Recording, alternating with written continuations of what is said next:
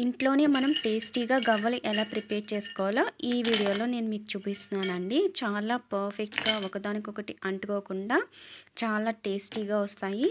పిల్లలు కూడా చాలా ఇష్టంగా తింటారు. Welcome to Prasu creations.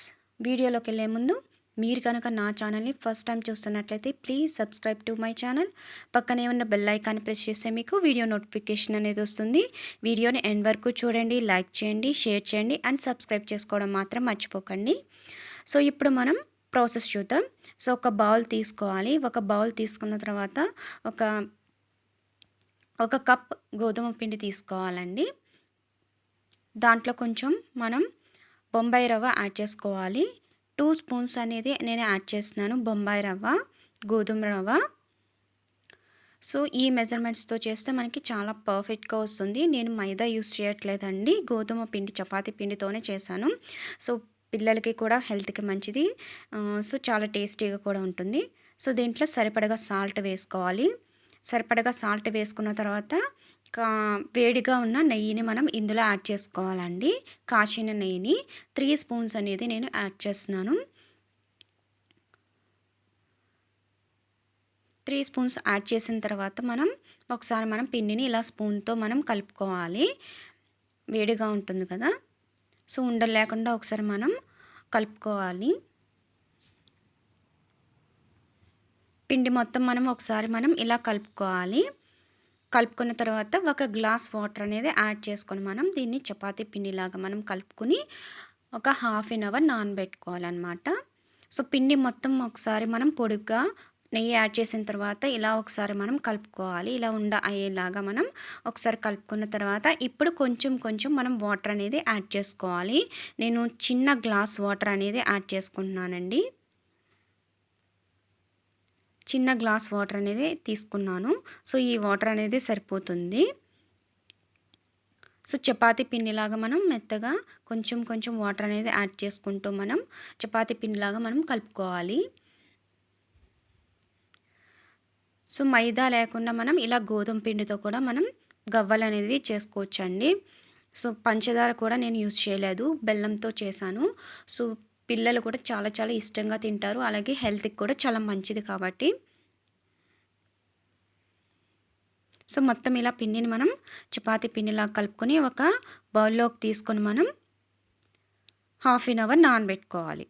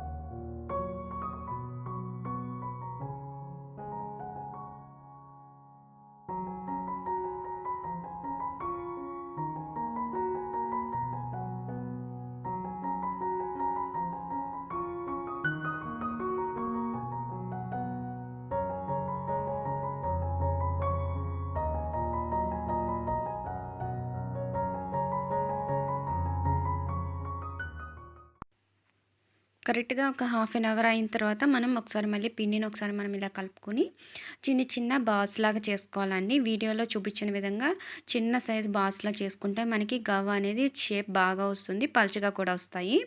So రౌండ్గా ఇలా బాల్స్లా చేసుకోవాలి. మీకు ఈ సైజులో చేసుకుంటే మొత్తం పిండి మొత్తం ఇలా బాల్స్లా రౌండ్గా చేసుకోవాలి. చేసుకున్న తర్వాత ఇంట్లో గవ్వ చెక్క ఉంటే మనం దాని మీద చేసుకోవచ్చు. ఒకవేళ గవ్వలు చేసుకునే చెక్క లేకపోయినా మనం ఇలా ఫోర్క్ తీసుకుని దానిపైన మనం ఇలా ఒక బాల్ని మనం ప్రెస్ చేసుకొని మనం మూవ్ చేసుకుంటూ మనం రోల్ చేసుకోవాలి. సో మనకి గవ్వ షేప్ లాగా వస్తుందన్నమాట. సో మొత్తం అన్నిటిని కూడా మనం ఇలా చేసుకోవచ్చు. గవ్వలు చేసుకునే చెక్క ఉంటే ఓకేనండి, అది లేకపోయినా కూడా మనం ఇలా చేసుకోవచ్చు అనమాట ఫోర్క్తో. సో మొత్తం అన్నిటిని కూడా మనం ఇలా చేసుకోవచ్చండి. అలాగే మన ఇంట్లో కొత్త దువ్వెన ఉంటే దాంతో కూడా మనం చేసుకోవచ్చండి. సేమ్ ఇదే ప్రాసెస్‌లో అది కూడా మీకు చూపిస్తున్నాను.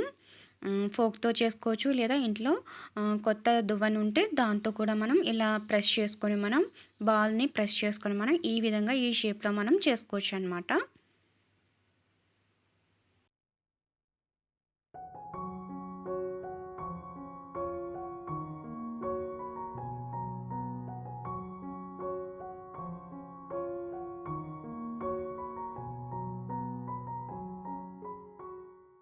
సో, మొత్తం అన్నీ కూడా ఇలా చేసుకున్న తర్వాత పాన్ పెట్టుకొని ఆయిల్ వేసుకోవాలి.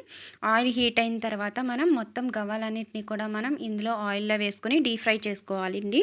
గోల్డెన్ కలర్ వచ్చేంత వరకు వీటిని ఫ్రై చేసుకోవాలి. అన్నీ ఒకేసారి వేసుకున్న తర్వాత ఏంటంటే ఒకసారి స్పూన్‌తో ఒకసారి కలుపుకుంటే అంటుకోకుండా ఉంటాయి. ఒకదానికొకటి అంటుకోకుండా విడివిడిగా వస్తాయన్నమాట. ఒకసారి స్పూన్‌తో కలుపుకోవాలి వీటన్నిటిని కూడా.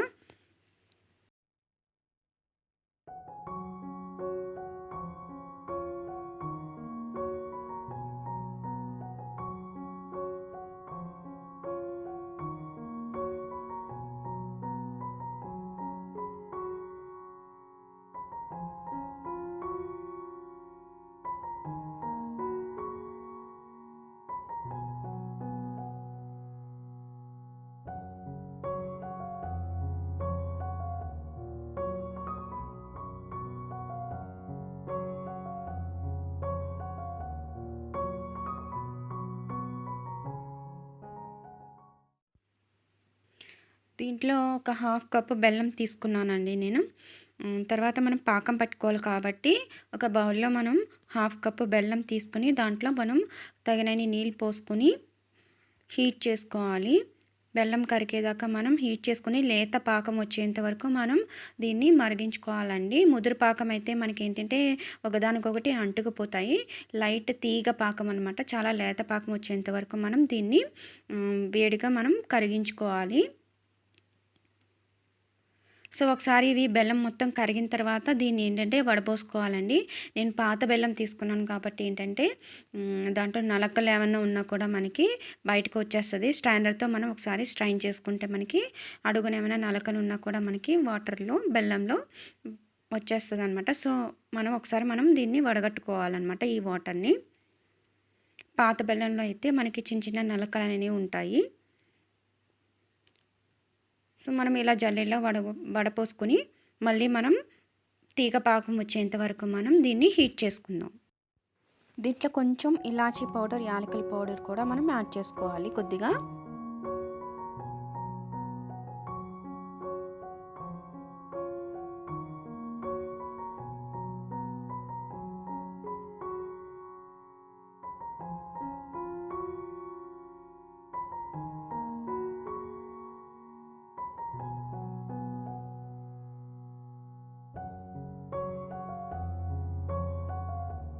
కొద్దిగా ఇలాచీ పౌడర్ కూడా యాడ్ చేశానండి.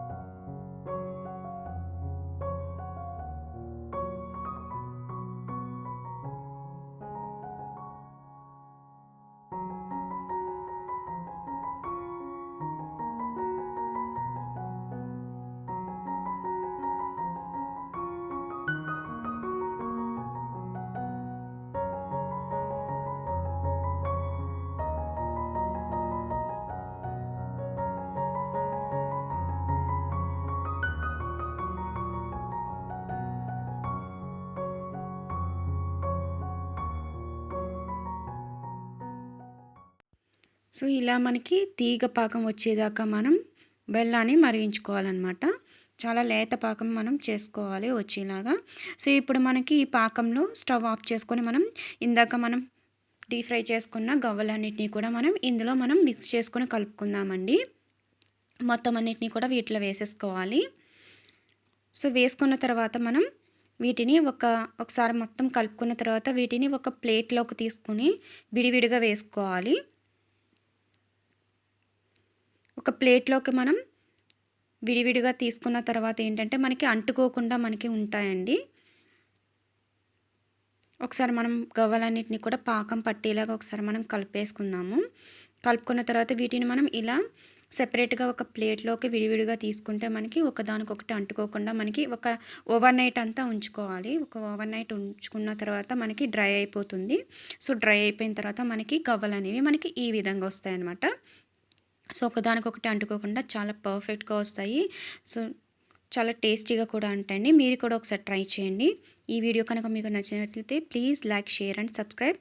Thank you so much for watching my video. Bye. Take care. Next వీడియోలో మళ్ళీ కలుద్దాం.